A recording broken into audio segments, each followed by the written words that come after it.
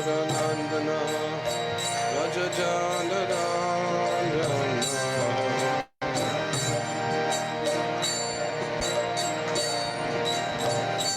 Yashodanandana Rajajanarandana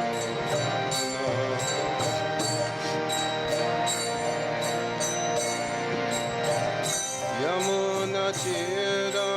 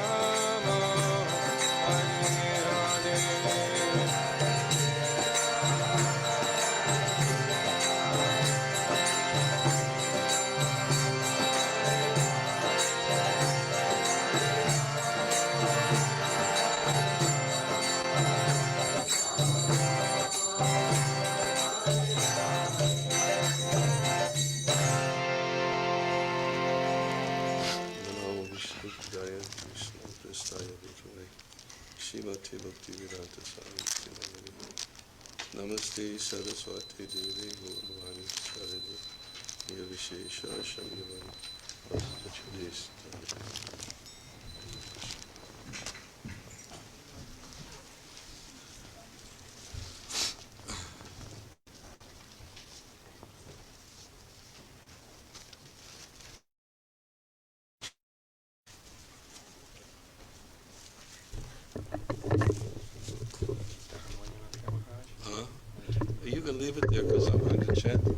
Maybe we'll chat.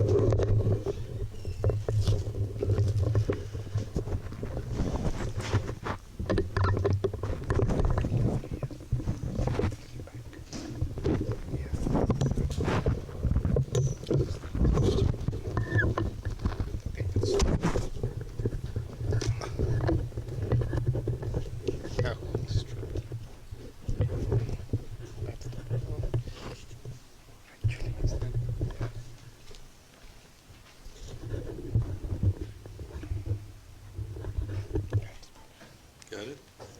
Does it do anything? Yes, you can hear? Okay.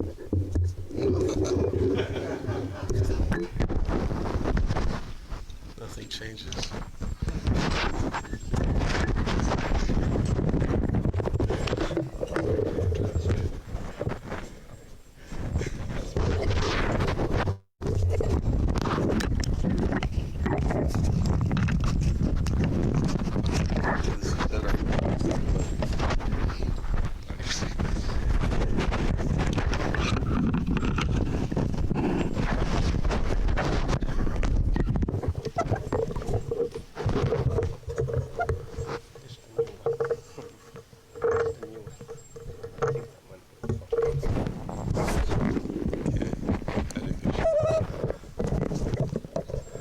Om Agyana Timirantasya Garanjana Salakaya Chaksho Omninitam Jena Tasmai Shri Gurave Mukam Karoti Vachalam Angam Langayate Garim Yat Kripa Tamaham Vande Shri Gurunam Dinataranam Nama Om Vishnu Padaya Krishna Prestaya Bhutale Shrimati Bhaktivedanta Swami Iti Namane Namaste Saraswati Deve Gauravani Pacharine Nirvishesha Shanyavari Vastyachari Satarine Jai Shri Krishna Chaitanya Prabhu Nityananda Shri Advaita Gadadhar Shivasadi Gaura Bhaktavinda Hare Krishna Krishna Krishna Hare Hare Hare Rama Rama Rama Hare Hare.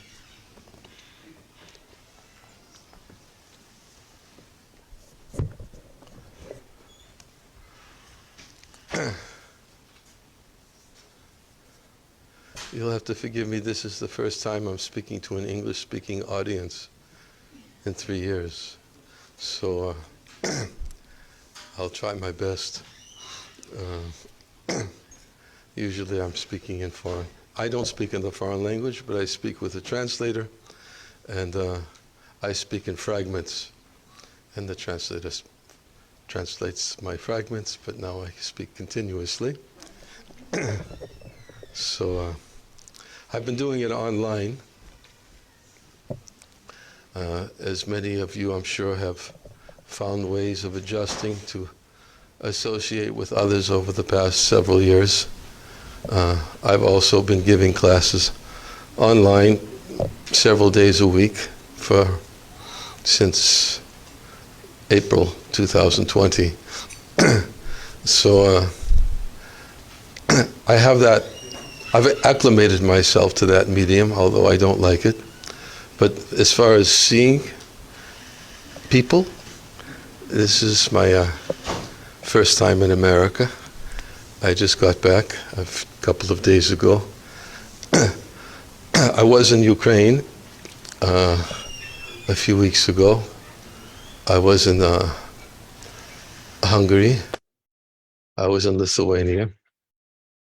And I was in Turkey. I just came from Turkey 2 days ago.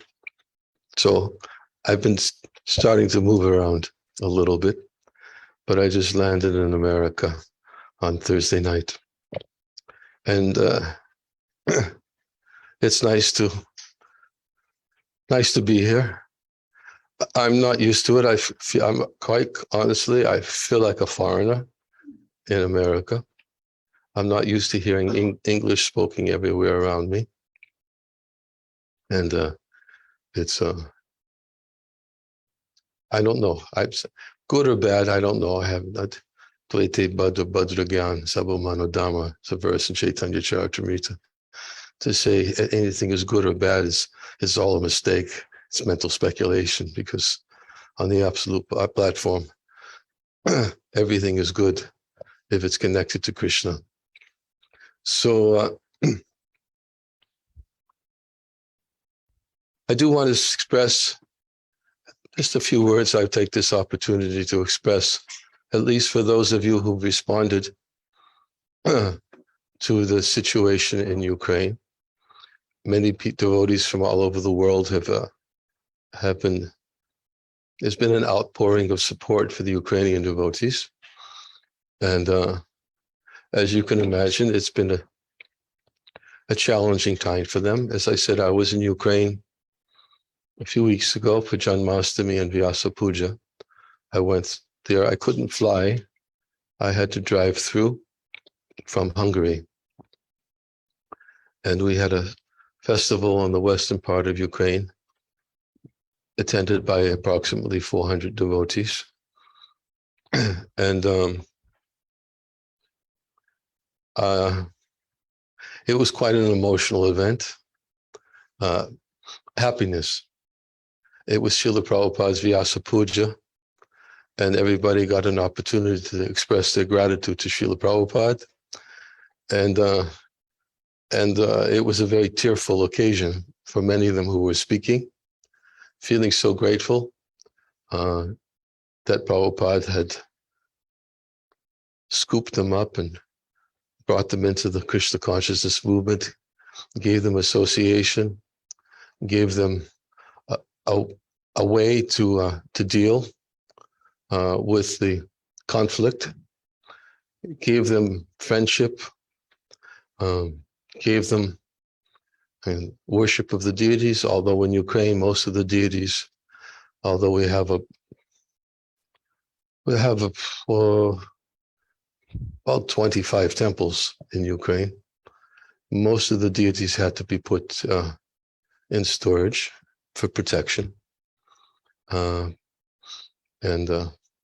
some of them in the western parts of Ukraine are still there being worshipped. And it was a very wonderful 2 days that we had together on Vyasa Puja and Janmashtami. And I got the opportunity as many of you probably know, I've been visiting Ukraine for 34 years. Yeah, 34 years I've been going to Ukraine. And I started going during the communist times. And I was there when communism fell and our temples were established gradually over time. So I know the devotees there. I know the country, Ukraine, like the back of my hand. I've been to every single city. And I know the culture. And I don't know the language, although I do speak some Russian, but during my last visit, I found that most devotees and most people that I spoke to are more inclined to speak Ukrainian now. And now all the efforts I've made to learn Russian have been kind of dashed. I mean, everybody understands it, but they're actually planning by the first of the year to ban. I don't want to get into the whole political situation. I want to avoid that, but they're banning Russian books. And the Ukrainian government. So Srila Prabhupada's books have to be published now in Ukrainian. And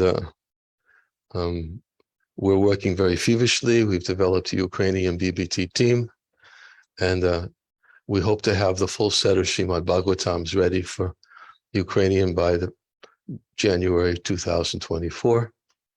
And it's a real marathon, something comparable to what Srila Prabhupada pushed the devotees through to produce Chaitanya Charitamritas in 1975, 17 volumes in 2 months.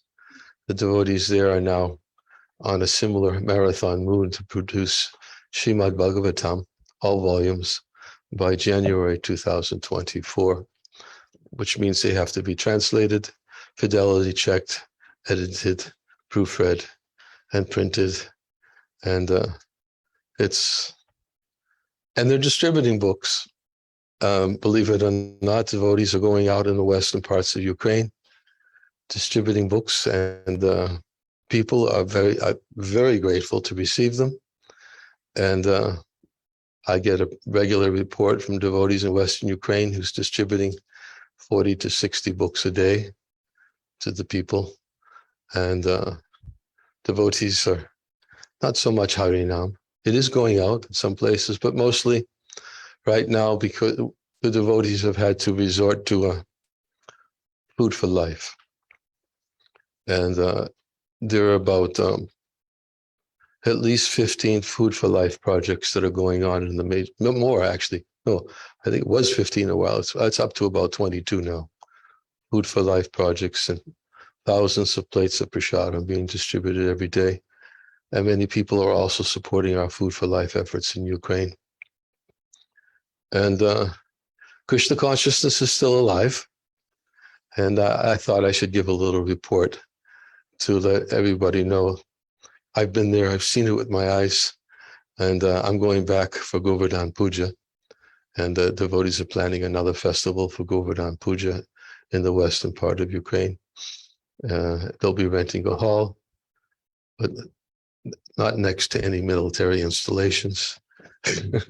And the air raid sirens are going off while I was there every day and at night. And we had to discuss a strategy what to do when the air raid sirens did go off. And our conclusion was that the best, safest place to go while the air raid sirens are going off is in the middle of the kirtan, because we have no basement in the temple. So that's what we did during the air raid sirens. But other than that, I could tell a lot of stories, but I don't think you want to hear them.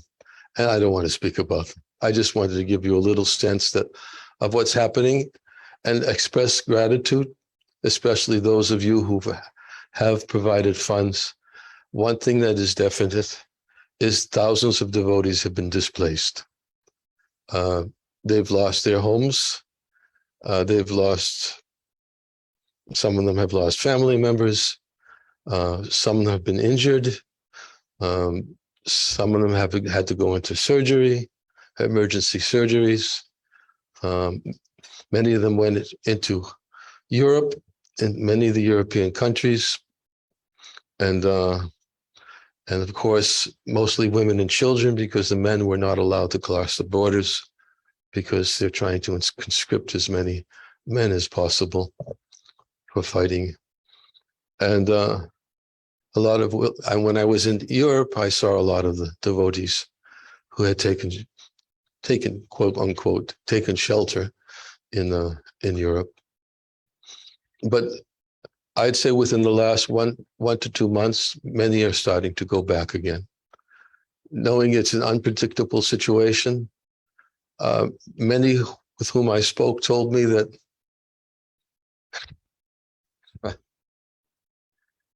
they just miss being in Ukraine with their god brothers and god sisters and with the deities, and they decided to go back. Many of them have gone back, and the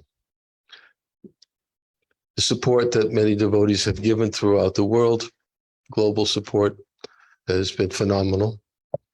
And but it's not over.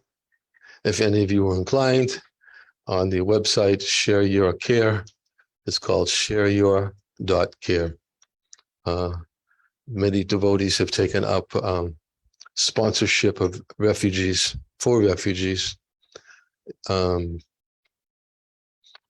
instance, ISKCON Silicon Valley has taken up the challenge to support refugees in our Magdalenovka.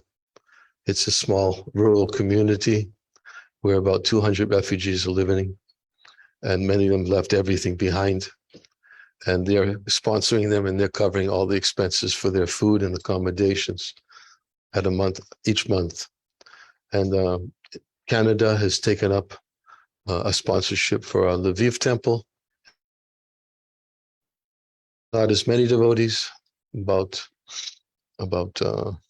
80 devotees were there, refugees from the eastern parts of Ukraine. So that is going on. It will continue if anyone feels inclined to sponsor. I'm not doing any fundraising events.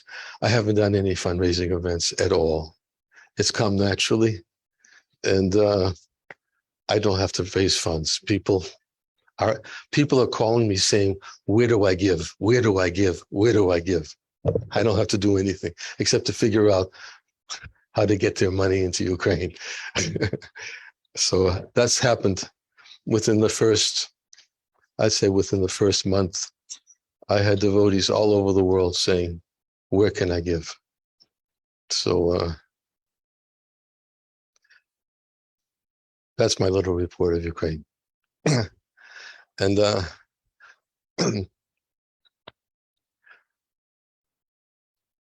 I was going to, it's 4:30 already. Hare Krishna. I was going to chant a bhajan and speak a little bit about it.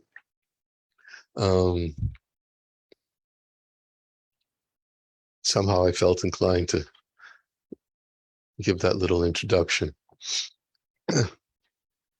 I don't know how to squeeze it in a half hour, though. By the time we chant the bhajan, it'll be 15, 20 minutes. I won't even have time to read the translation. So maybe I should just speak a little bit about the bhajan, and we won't chant it. It's a bhajan.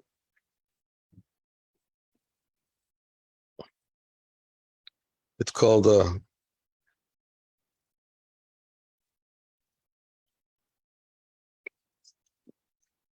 Gaurapahu. It's written by Narada Das Thakur, who is a very influential Vaishnava Acharya. He has written many songs in glorification of Krishna, and his songs are considered to be as good as evidence from Shastra. He is proclaimed to be a very such a personality who has fully understood the conclusions of the scriptures. And he has written these songs, and one of the songs, the Skor Pohun, which many of his songs are about, they seem to be like him, especially this song. He presents himself to be very fallen. And as many of our previous Vaishnava acharyas do, when sometimes devotees read their songs and they describe themselves as forgetful, conditioned souls who've forgotten the ultimate goal of life, who've become immersed in enjoying the senses of this world, wasted their whole lives in the pursuit of sense gratification. Bhaktivinoda Thakur, in some of his songs, especially his song Amar Jivan, he describes himself as feels great happiness when he sees others suffering, and he suffers when he sees others happy. And he describes the plight of a conditioned soul who's feeling very low and fallen, but actually they have these characteristics which are known as dainya, our natural humility. One of the characteristics of dainya, our natural humility, is that, and it stated in Brihad Bhagavatamrita, such persons, they think themselves to be very incapable and very low.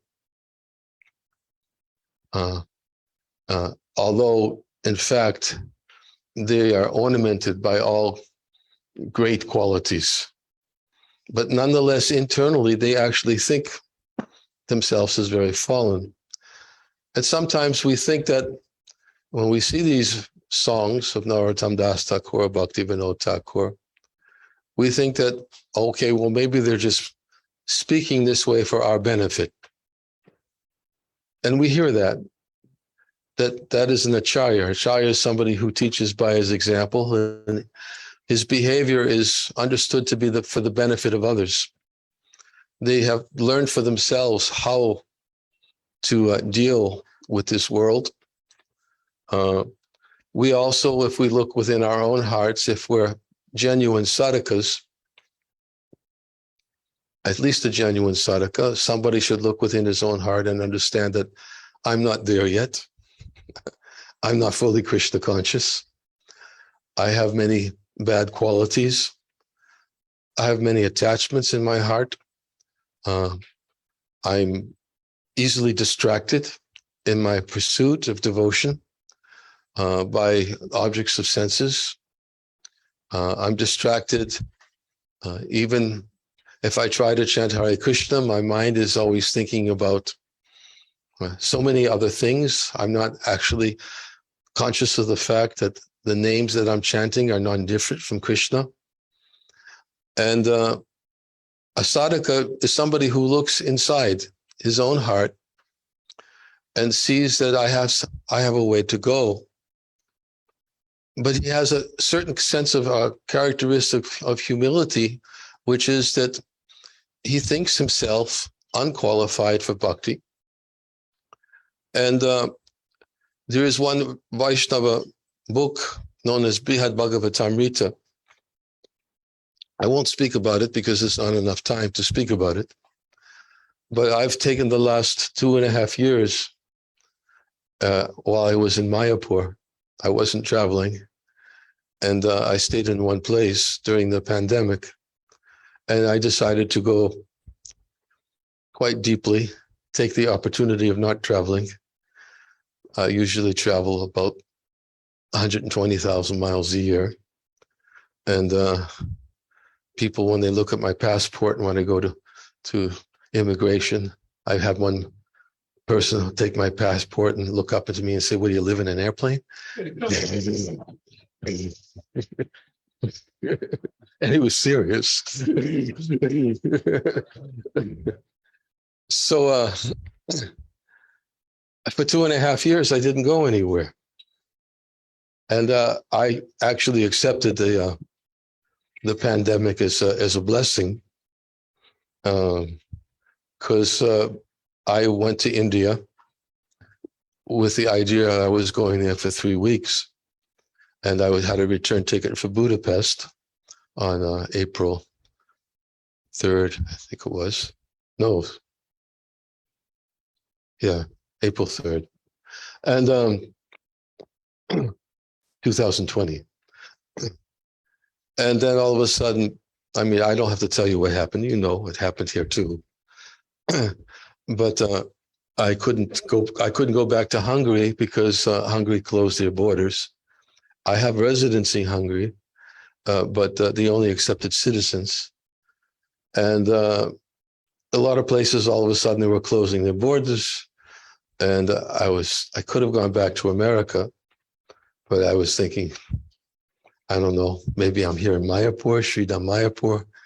Maybe Lord Chaitanya's actually made an arrangement for me to stay in one place for a little while. I thought it was going to be for a few months. Because many times I'd actually told devotees how much I would like to just stay in Mayapur. And anyways, I stayed there. And then at one point I was starting to think, who knows what's going to happen? Maybe there'll be no electricity. So I went and got all the books, all of Prabhupada's books. I filled up the bookshelf with all of Prabhupada's books and the works of our previous acharyas, such as Vishwanath Chakravarti Thakur. I got Sarata Darshini, the works of Jiva Goswami, the works of Sanatan Goswami. And I somehow I just filled up all the bookshelves, and I spent 2.5 years speaking from Brihad Bhagavatamrita and studying the works of our previous acharyas. And for me, I have to confess, I've been waiting for 37 years to do this. And Krishna just said, here it is. So I took advantage of it. But in Brihad Bhagavatamrita, which was the one book that I really wanted to focus on, because it speaks about Sanatan Goswami gives the whole account of Srimad Bhagavatam. As we know, Srila Vyasadeva had compiled Vedanta Sutra, and after compiling Vedanta Sutra, he felt some despondency within his heart, and he couldn't fully understand why that despondency was there. And Narada Muni instructed him that the reason why you're feeling despondent is you've written these books in sutras and codes, and people will not be able to fully understand. They'll misinterpret them, and they'll accept, the different Vedas that you presented and sutras as codes, as they'll be confused about what is the actual goal of life, love of God. And so rather than subjecting this to this type of speculation about your works, why don't you write the commentary yourself? And the commentary you should write is that you should just exclusively glorify Lord Krishna. That's all. Exclusively glorify pure devotional service to Krishna, and exclusively glorify Lord Krishna, so that anyone who becomes attracted to the message of your commentary of Srimad Bhagavad, of Vedanta Sutra. The goal of Vedanta Sutra is to worship Krishna. The goal of Vedanta Sutra is to perform devotional service. The goal of Vedanta Sutra is to understand that there's only one Supreme Lord, from whom all other manifestations are coming. But people can become confused. So Vyasadeva composed the Srimad Bhagavatam. And the message of Srimad Bhagavatam, as we said, is exclusive glorification of Krishna.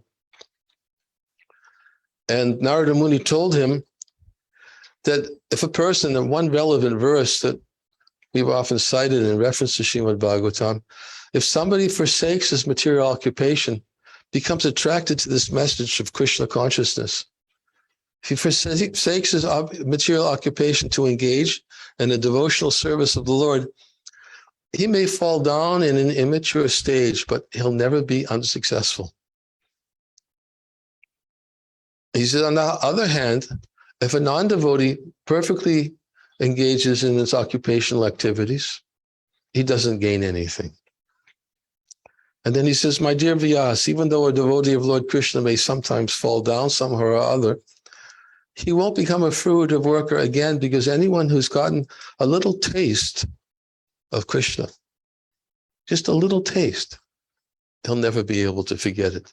He said, this is what should be the message of Srimad Bhagavatam, is to give others a taste for who is the Supreme Lord, who is Krishna.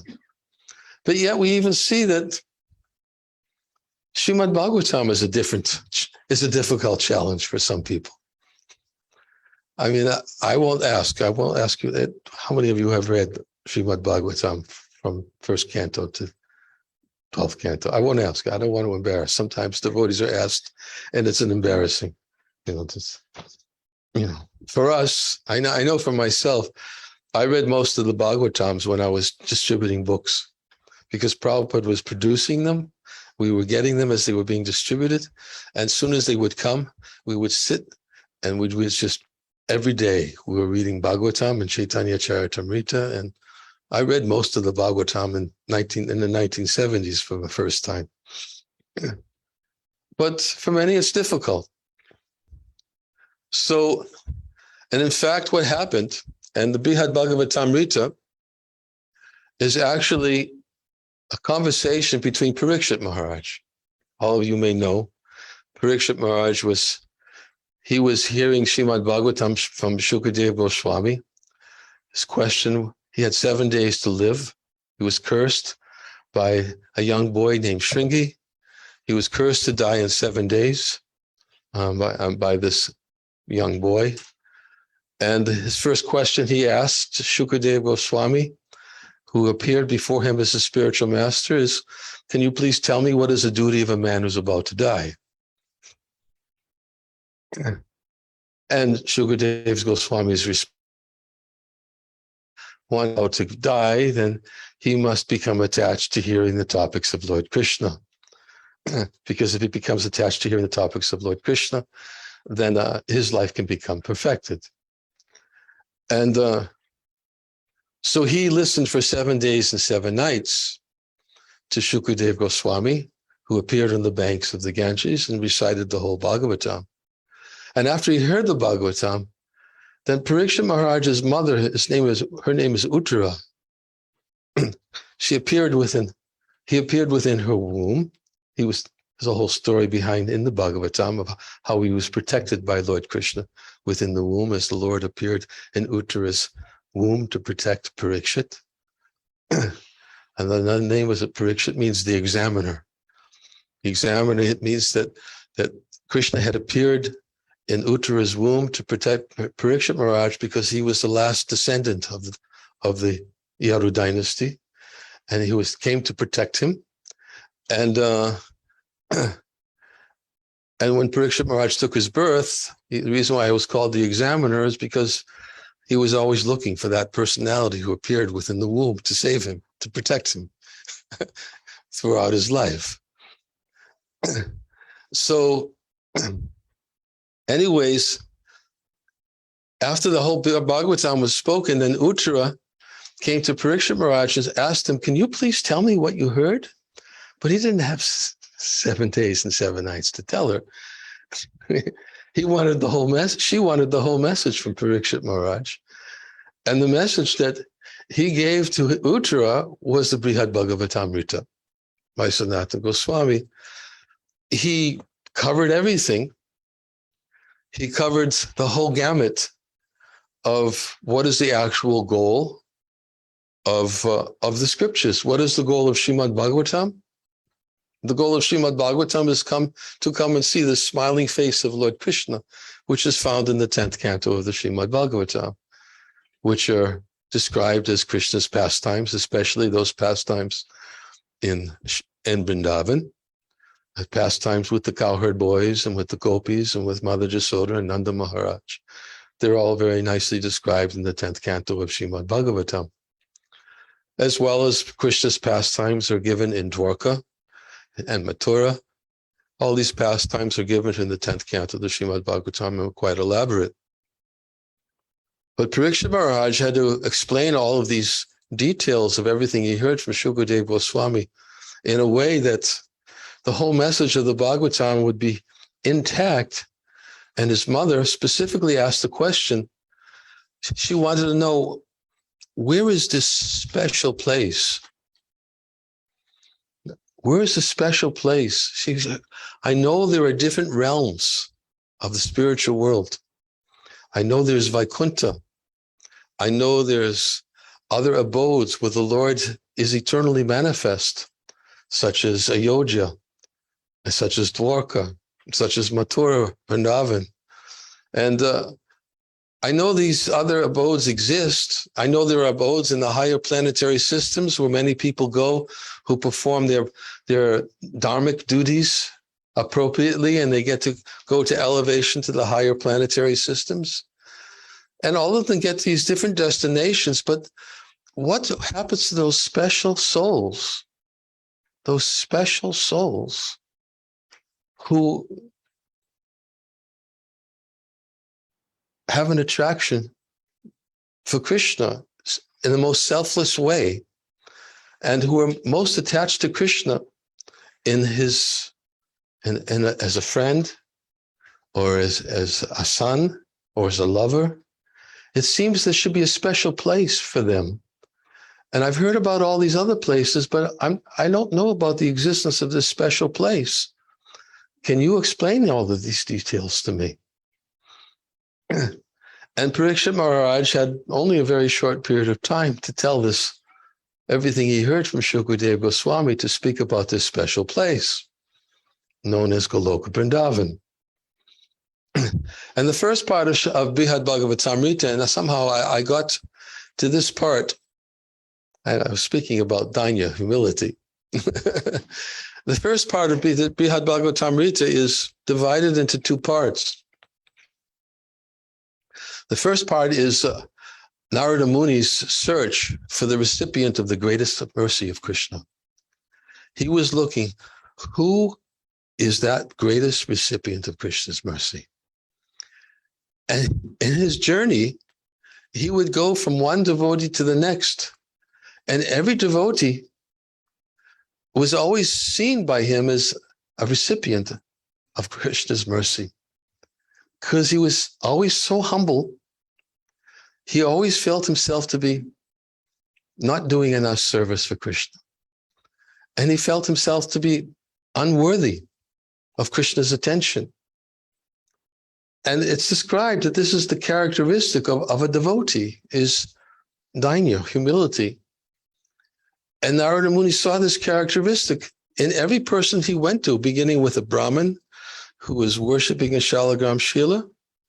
And then he went to many other places. He went to Svragaloka, he went to Shivaloka, he saw Prahlad Maharaj, he saw the Pandavas. He went to all their different abodes and residences, and each place he went, he said, I've heard, he saw Hanuman, and who was a servant of Lord Ramachandra. And each person he went to and said, I've been told that you are the greatest recipient of Krishna's mercy. And each person he came to, they all described themselves as unqualified. Actually, there are the persons who have far greater mercy than I have. I don't do enough. I have no love for Krishna. I don't do enough service for Krishna. I'm not qualified for his mercy. And Narada Muni was always he was bewildered by these great souls. They are all thinking in the same way, to be unqualified. And then he would go to the next, and finally he came to that place, that special place, where he saw Dainya in its true form, which was the residence of Goloka Vrindavan. He saw that their humility was that they were really ready to make any sacrifice necessary for Krishna's pleasure, no matter how much pain it could potentially bring them, which was a symptom of their humility. And one of the characteristics of Krishna is that he's most attracted to that humility. That is one of his features. He's very much attracted to those who think themselves unqualified, who think that they don't do enough service for Krishna, and to think they don't have enough of Krishna's mercy. He gives them their mercy, and he gives them the fulfillment of their desires. But Narada discovered that the greatest recipients of Krishna's mercy were the residents of Goloka Vrindavan. And ultimately, he came to understand that the gopis of Vrindavan were those gopis were the greatest recipients because they had the greatest platform of humility. Their Mahabhava platform was such that they were ready to undergo any difficulties, any chastisement, any embarrassment, any inconvenience for Krishna's pleasure, because that's all they could think of as what was pleasing to Krishna. That is the symptom of a devotee. This is described in the first part of Brihad Bhagavatamrita, but at the second part of Brihad Bhagavatamrita is the story of Gopakumara. And Gopakumara also, he is a personality who, it's a long story. I only have a few minutes. I don't think I'll be able to explain it all. But the reason why I'm bringing this topic up is because this characteristic of humility, this dainya, is one that's seen, displayed by the most advanced devotees of the Lord, where they think themselves to be very unqualified, incapable, and very low, despite the fact that they have all the most amazing qualities of the Lord. Qualities, lordly qualities, or godly qualities, we should say. It's a natural quality. And Narottam Das Thakur, he manifests this. Our great Vaishnavacharyas manifest it. In fact, I was just recently reading Prabhupada. There's one story of Prabhupada that was told by Obi Al Kapoor, which was a god brother of Prabhupada's. And Obi Al Kapoor was with Prabhupada when Prabhupada was in Allahabad, and when he was working in the pharmaceutical industry. And Prabhupada, even at that time, he was always thinking of different ways to render service to his spiritual master, especially his godbrothers, the Gaudiya Math. And they would sometimes come to him, and he would always facilitate and try to help them in various ways, those who were preaching Krishna consciousness. And but he was still a householder, and he was doing his business. And Obi Al Kapoor tells one story, how he once came to Prabhupada. Prabhupada was sitting playing kirtan and he's playing mridanga. And he came to join Prabhupada in a kirtan. And after the kirtan, he said to Srila Prabhupada, Prabhupada said to him, "Here, I want to give you this vial of this medicine that I produced. Please take it." And Obi Al Kapoor said to Prabhupada, he said, "Okay, I'll take this vial from you." But he said, "I know you have something much better than this. Could you please give me your Krishna prema?" And Prabhupada's response was, "Krishna prema? Oh, I don't have that. But I know how to find it." And Obi Al Kapoor says, "Really?" And Prabhupada said, "Yes, I know how to find it. If you want Krishna prema, then this is the secret." And he said, "Tranada pi sunichana, toror api sohishtana, amanina manadina kirtandiya siddhahari." If you want Krishna prema, then just remember this verse. Why did he say this? Because Srila Bhaktisiddhanta Saraswati Thakur used to say, his Prabhupada's spiritual master, he used to say that this verse by Chaitanya Mahaprabhu, which means that one can chant the holy name of the Lord in a humble state of mind, thinking himself to be lower than the straw in the street, to be devoid of all sense of false prestige, to ready to be offer all respects to others and never expect any respect for himself. Such persons can chant the holy name of the Lord constantly. And Bhaktisiddhanta Saraswati Thakur, who was Prabhupada's spiritual master, said, this verse is the Siddha Pranali for Gaudiya Vaishnavas. Siddha Pranali means it is the means for perfection. Just this verse. Kaviraj Goswami, he says that one has to take this verse around his neck, wear it around his neck for constant remembrance, this verse. So Prabhupada told his godbrother Obi Al Kapoor, he says, I don't have Krishna prema. He said, but I know how to find it. He said, you see this verse? And he quoted the verse. He said, this is how one gets Krishna prema. And he said, and someday I'll make this verse known all over the world. And this was long before Prabhupada began the Krishna consciousness movement. He was still a householder in Allahabad. And Obi Al Kapoor actually revealed, he said, he didn't really fully understand the impact of those words from Srila Prabhupada at the time. He thought it was just some kind of a pronouncement, of something about this verse, but he didn't know the true impact of how it would be revealed in due course of time that Prabhupada displayed this humility, thinking himself unqualified. I'm unqualified, but I know how to find it. And there are many stories of Prabhupada's humility. I mean, we can think of.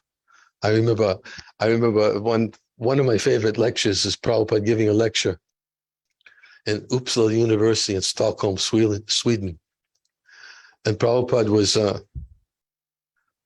was speaking about the 4 classes, Brahmin, Kshatriya, Vaishyas, and Shudras.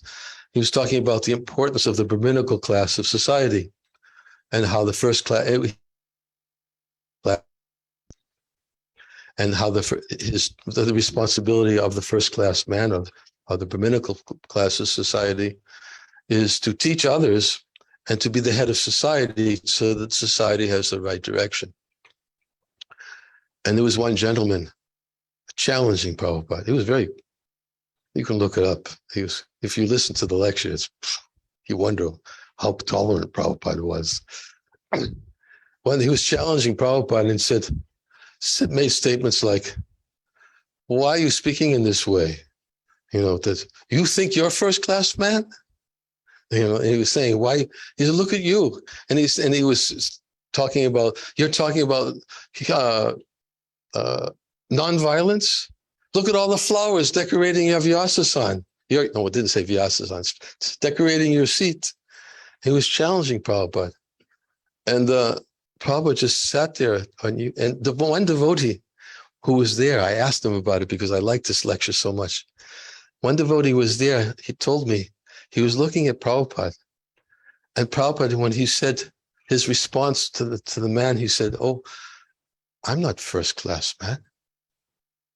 He said, I'm fifth class man because I'm servant of the four classes.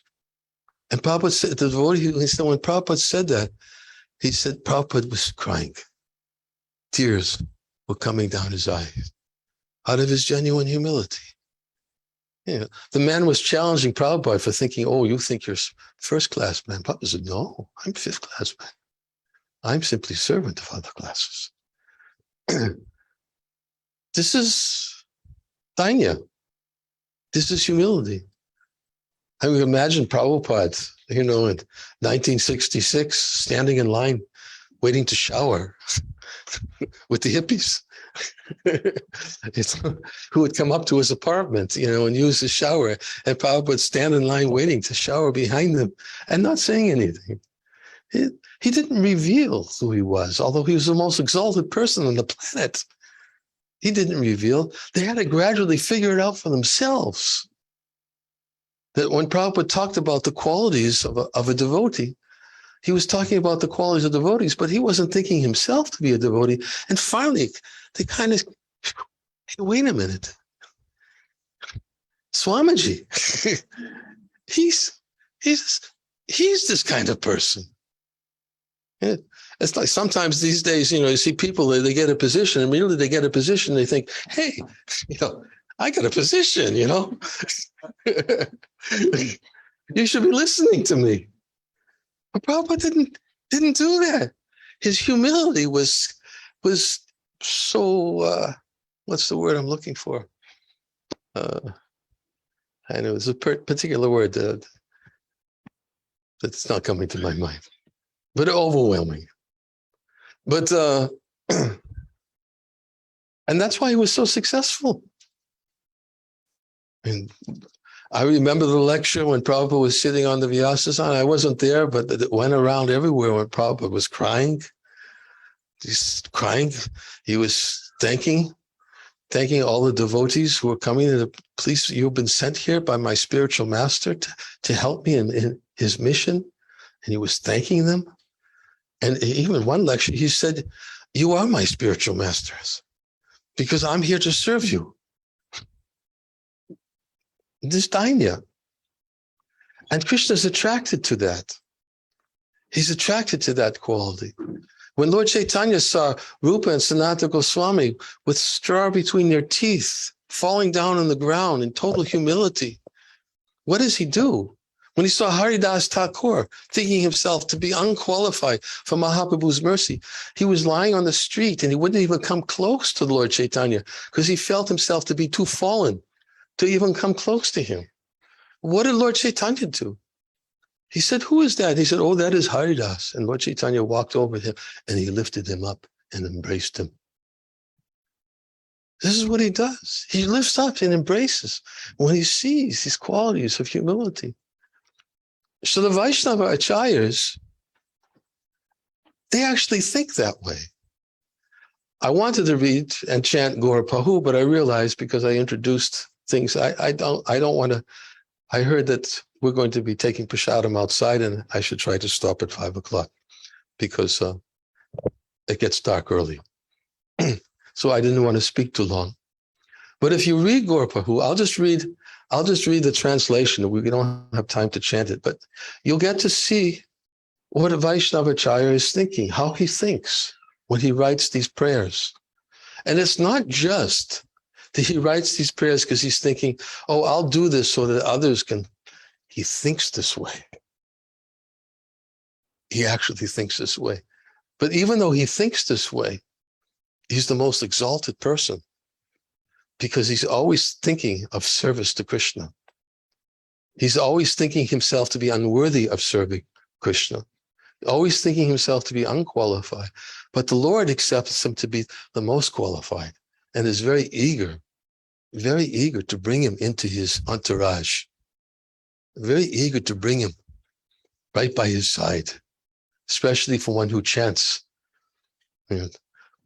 Trinadapi Sunichana means one who chants the holy name of the Lord in a humble state of mind, thinking himself lower than the straw on the street, thinks himself devoid of all false prestige, ready to offer all respects. We can speak so much about the respect to others. We've given lectures about respect and never expecting respect for us. It's a tall order. It's not easy to do. And everyone in this world they've learned, they're trained that if you really want to move ahead in this world, you got to step on everybody else to get there. It's the only way to get ahead. It's completely contrary to the way a Vaishnava thinks. A Vaishnava thinks if you really want to get ahead, you have to feel yourself to be unqualified, but always eager to help others become even more qualified. That is Vaishnava. And the Lord is very pleased.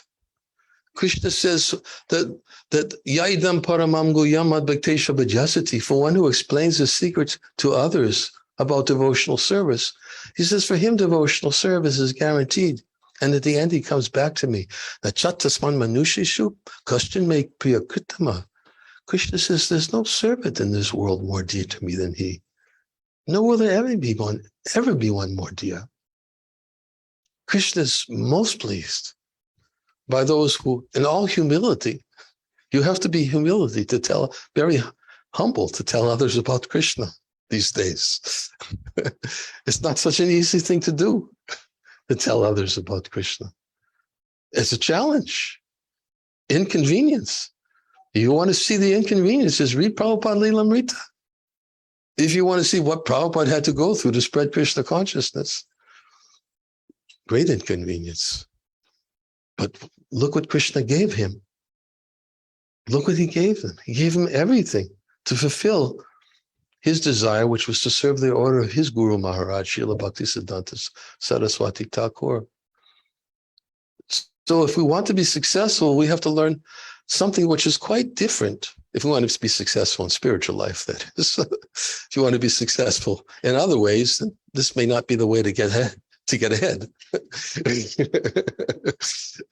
And a lot of times people will say, how am I ever going to get ahead if I'm humble? Well, it depends what you want to accomplish in life. You can be, Prabhupada said to the devotee, he could be like a lamb at home and a lion in the chase.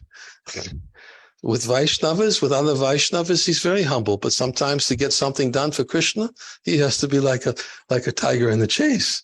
And he has to be ready to be very forthcoming and very assertive, and if he wants to get something done, because if you're humble with worldly people, they're just going to step all over you. But amongst Vaishnavas, this devotee always is looking. I was just reading a letter from Prabhupada. It says, a devotee is like the bee who is always looking for the nectar and not like the fly who is always looking for the sores. And he specific says, this is the nature of a devotee. He's always looking for the good in others. Haridas Pandit is given Chaitanya Charitamrita.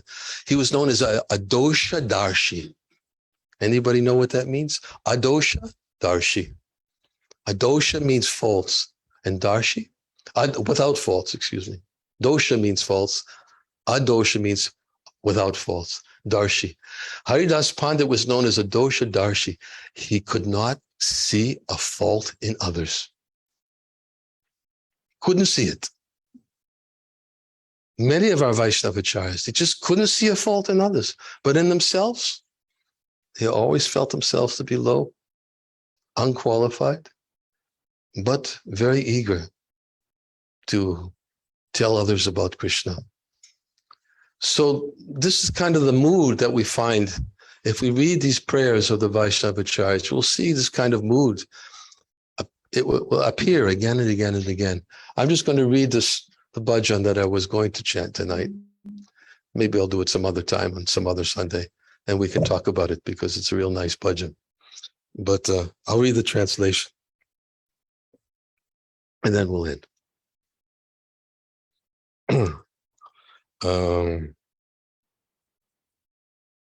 Translation. This is Narottam Das Thakur. Text 1. Gora pahu na bhajiya goinu, prema ratanadana hilaya harayinu. I invited my spiritual death by not worshiping Lord Chaitanya. Due to my neglect, I have lost the transcendental treasure of love for Krishna. Adane yatane kari dhana teyagino, apana karamadoshe apani utlubino. He says that I rejected the real purpose of my life and I strove for worthless things. Worthless things. I always think when I see this worthless things, Prabhupada talks in the 7th canto of the Srimad Bhagavatam. He talks about the unnecessary necessities. 7th canto, 15th chapter. So everybody's mad after unnecessary necessities. And he starts giving different descriptions of various different things people think is so necessary, but totally unnecessary. He's saying here, I rejected the real purpose of my life and strove for worthless things. I'm drowning in the ocean of birth and death because of my own misdeeds. Satsanga chari kaina asate vilas te karane lagilo ye karma pandapats. I gave up the association of devotees to enjoy sense gratification and the association of common, nonsense men, and immediately Maya caught me and entangled me in the web of fruitive activities. Vishaya vishama visha satatakainu, gora kirtanarasi maghana naghainu.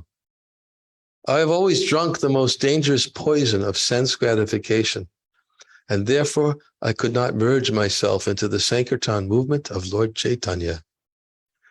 Keno va achaya pranaki sukapaya, Narottam Das keno na gelo Maria.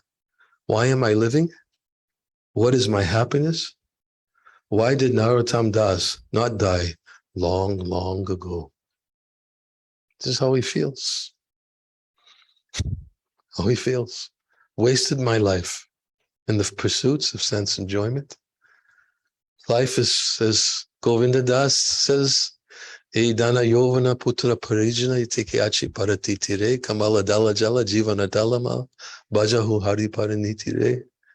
This wealth, sons, wife, youth, family, what is there in it? Just as a drop appears on a lotus leaf, such is this life. So at once let me take up the worship of Sri Hari, the only necessity. This is his prayer. Bajahure mana, Shinandanandana abai charanara vindure. So, if I do another Sunday program before I leave to go back to Ukraine, I'll speak from this bhajan if there's time. And if you allow me, if you think if there's any value to reading it, chanting it, we can do it next time. And I've gone a little bit over time. And I thank you for allowing me this opportunity to be my first group of English-speaking audience. My visit to America. I'll be here for about 4 weeks. And then, but I have to go to Boston. I have to go to a few other places. So I'm sure I'll be here for another Sunday program before I leave. I hope. Let's see. Hare Krishna. Thank you very much. All glories to Srila Prabhupada.